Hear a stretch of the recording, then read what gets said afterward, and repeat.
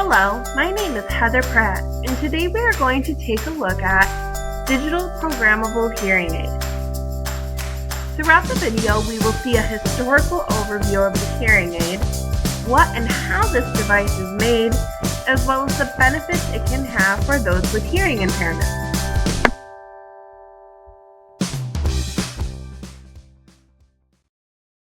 Let's start by looking at hearing aids from the past.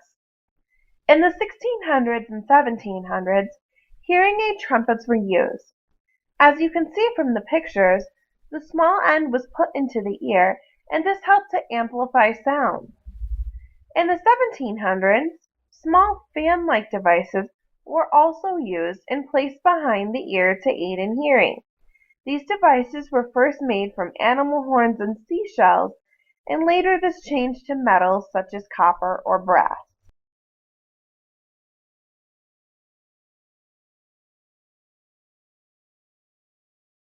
Not much had changed in the 1800s. The devices stayed the same for the most part, but people tried to make them more discreet.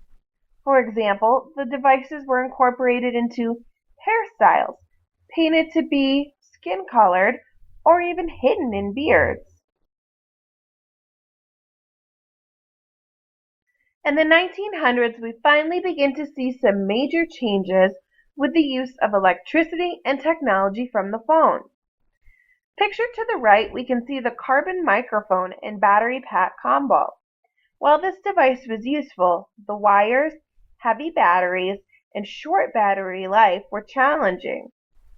However, as battery size decreased and transistors got added to the mix, the devices became much smaller and more similar to what we see today.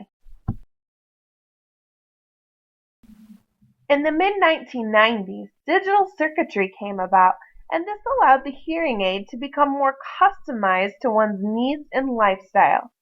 For example, if you were a golfer and had issues with wind and your hearing aid could be adjusted to help with that issue. Today, hearing aids are smaller than ever.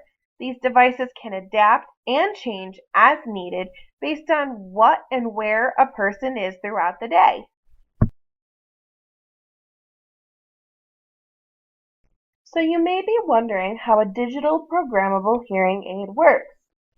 Basically, in a digital hearing aid, sound waves go through the microphone and are then transformed from an analog signal into a digital binary code. After the sound is in a digital form, it can be manipulated in many different ways by the processing chips within the hearing aid. This can include noise reduction and anti-feedback control. Based on the user's needs, certain frequencies can be amplified or adjusted based on the user's environment. Next, when the signal processing is completed, the digital signal is returned back to an analog signal that is sent to the speaker of the hearing aid and heard by the person who is wearing the aids.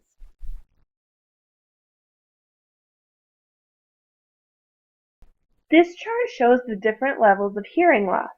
Your level of hearing loss is determined by the softest decibel that you are able to hear. People suffer hearing loss due to many different factors. Sometimes people are born with it, like congenital hearing loss, or it occurs later in life due to repeated loud noise, or illness, for example. My grandfather suffered hearing loss at a young age due to scarlet fever. As he got older, it worsened, and ever since I can remember, he has used a hearing aid. Without the hearing aid, I had to speak very loud for him to be able to hear me. I suppose it was good practice for my teacher voice that I now use in the classroom.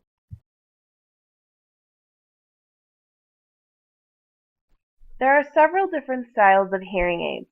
They include behind the ear, in the ear, and canal aids. Each style has its perks and negatives.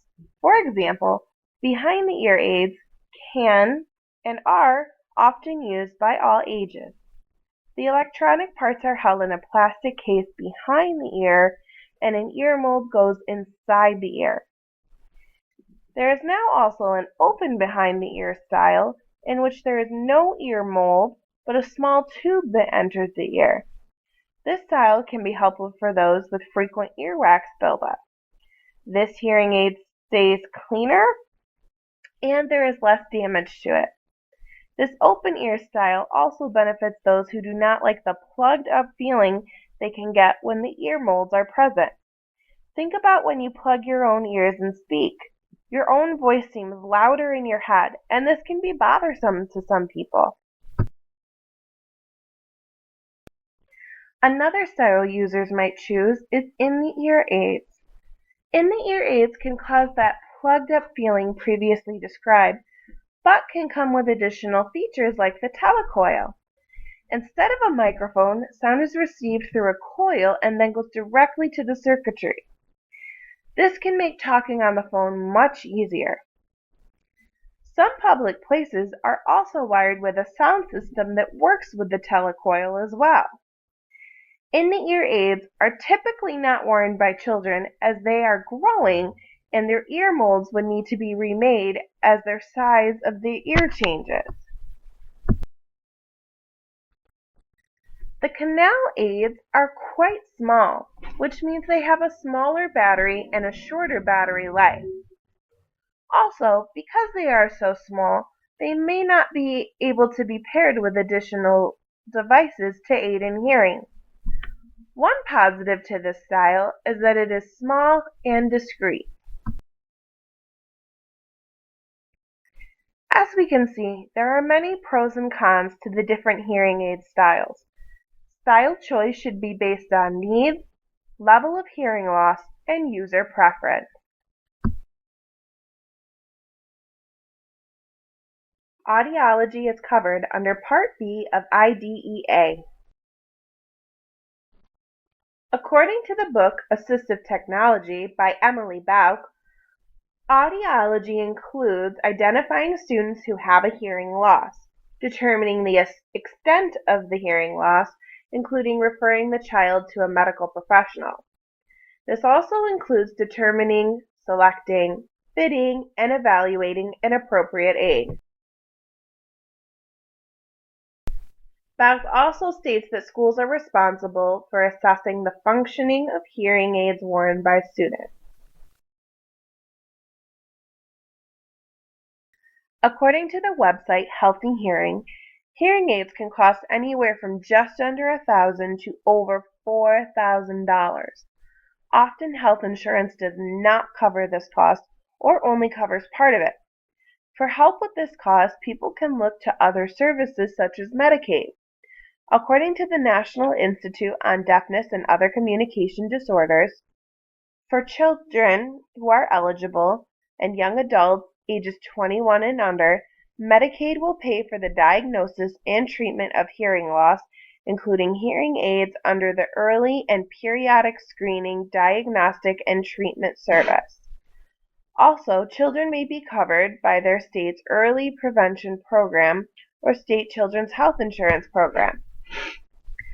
Medicare does not cover hearing aids for adults. Adults may look to other programs such as the VA or nonprofit organizations for help with payment or locating refurbished or used aids.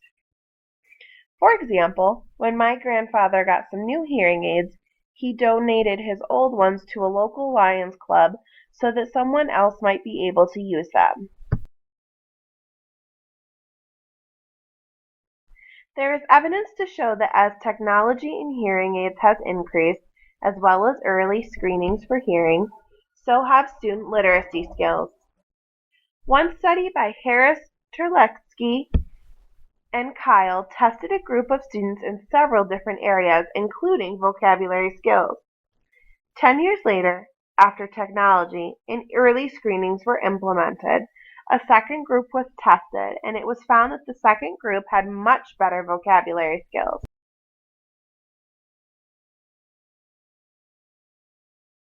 Another article by Werthel and Hendricks suggests that teachers should take action when they notice students who are struggling with literacy skills. They say that teachers should try to get the hearing checked of these students and provide support in terms of hearing aid selection.